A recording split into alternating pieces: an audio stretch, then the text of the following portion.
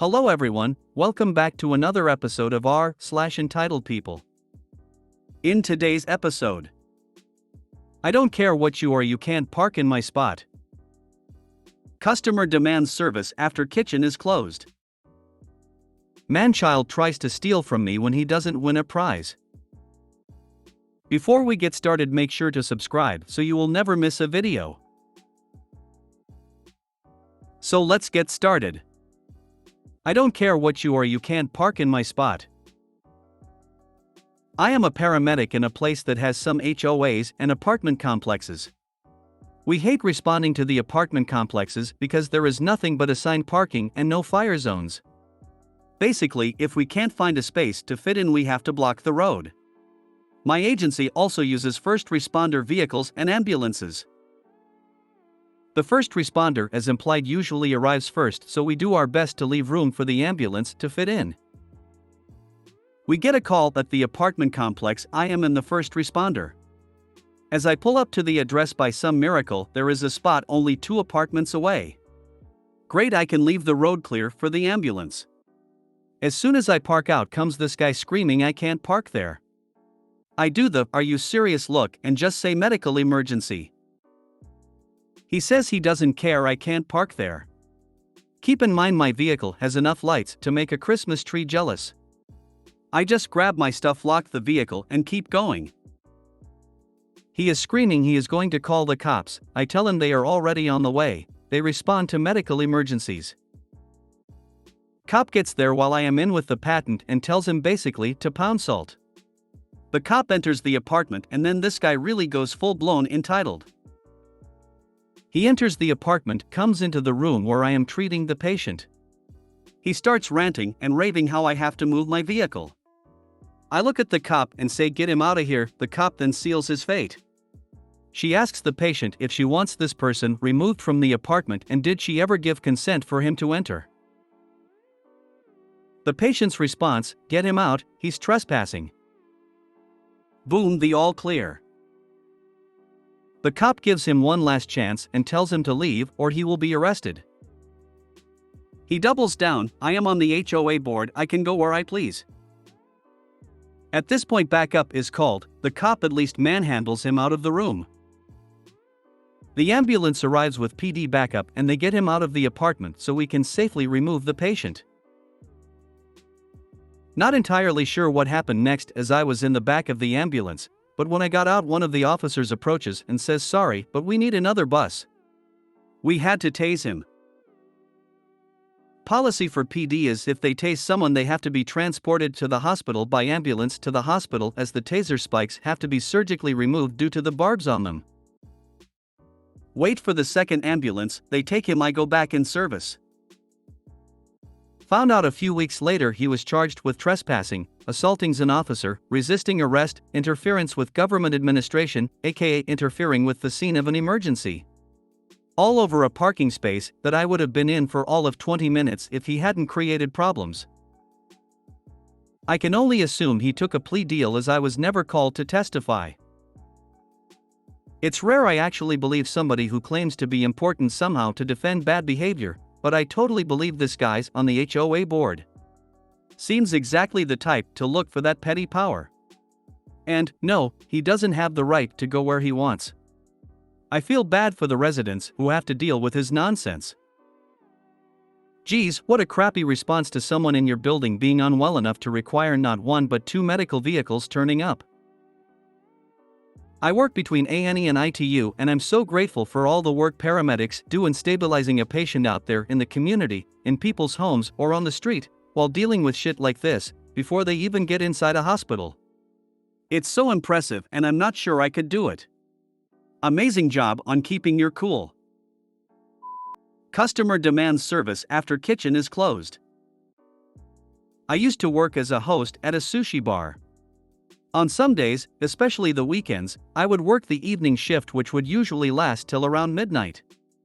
I was in charge of seating customers, answering phone calls, and handling takeout and such.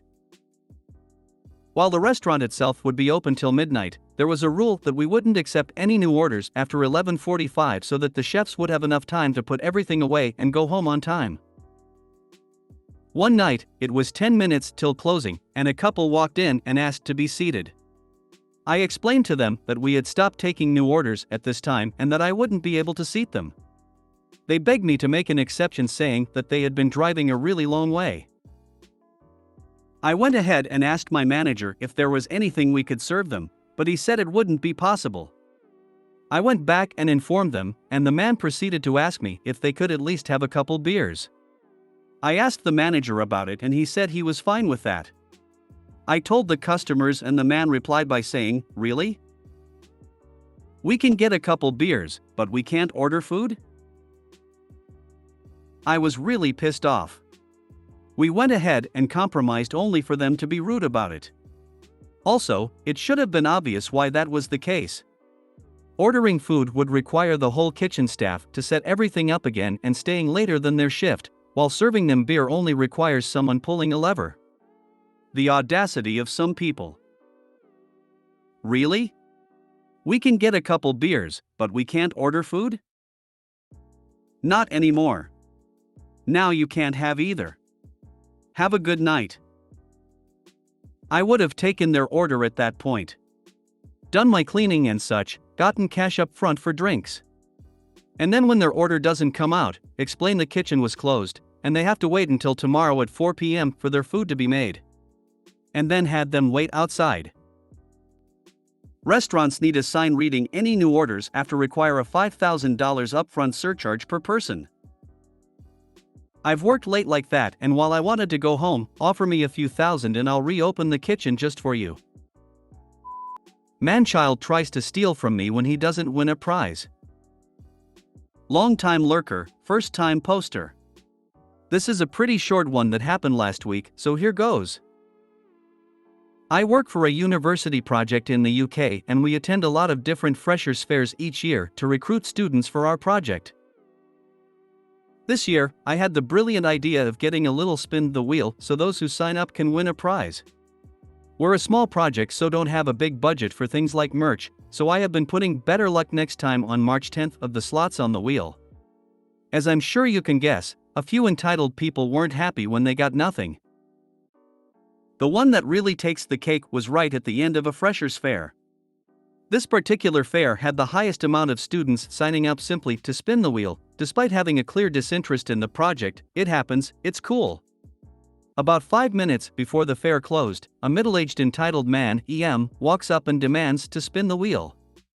I explain you've got to sign up, and the interaction proceeds. I want to spin the wheel.